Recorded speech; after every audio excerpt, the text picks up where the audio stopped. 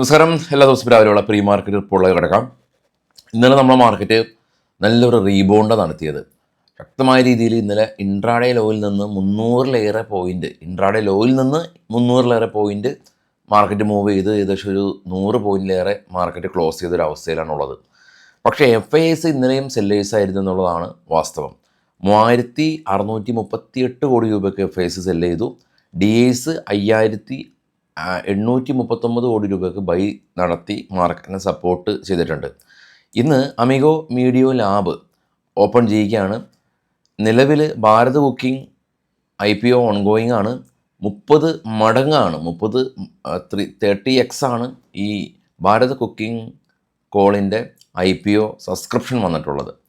ഇനി നമ്മുടെ market close ചെയ്തതിനു ശേഷം US മാർക്കറ്റും യൂറോപ്യൻ മാർക്കറ്റും ഗംഭീര റാലി നടത്തി.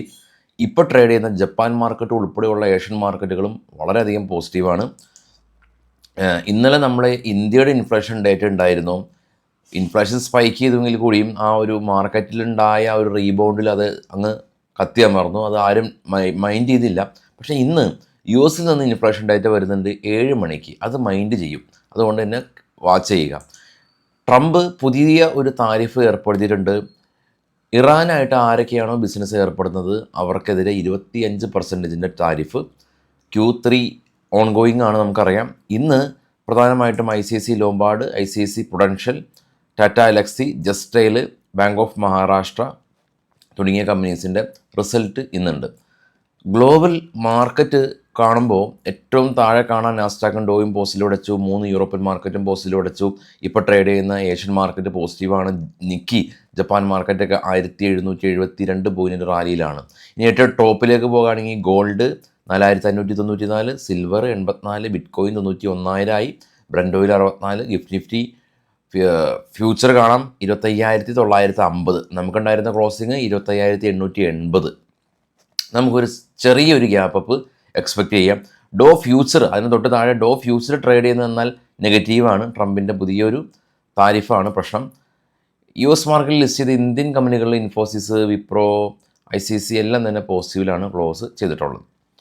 ഇതാണ് നമുക്ക് ഗ്ലോബലി ഉള്ള കാര്യങ്ങൾ പെട്ടെന്ന് പറയാനാണെങ്കിൽ ഇതാണ്.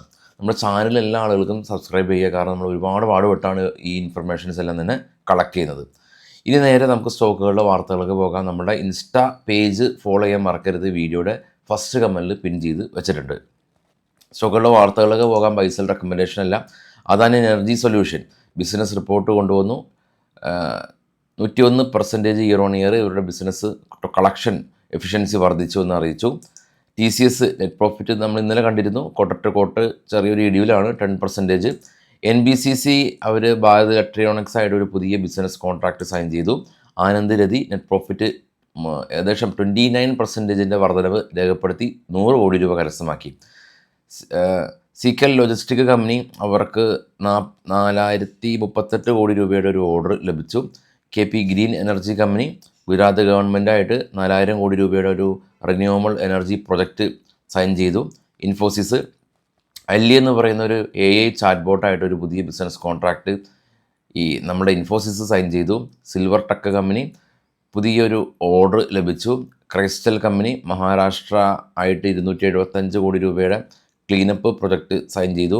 ഒല ഇലക്ട്രിക് ബൈക്ക് ഉണ്ടാക്കുന്ന കമ്പനിയാണെന്ന് നമുക്കറിയാം. പക്ഷേ അവർ ഈ residential battery energy storage system company പുതിയതായിട്ട് ഇന്നലെ ആരംഭിച്ചു. കമ്പനി ഒരു പുതിയ ഒരു ബിസിനസ്സിലേക്ക് ചൂട് വെച്ചിട്ടുണ്ട് എന്നുള്ളതാണ് ഇപ്പോൾ നമ്മൾ കളക്ട് ചെയ്തിട്ടുള്ള ന്യൂസുകൾ. എല്ലാവരിലേക്കും ന്യൂസ് ഷെയർ ചെയ്യുക. Thank you.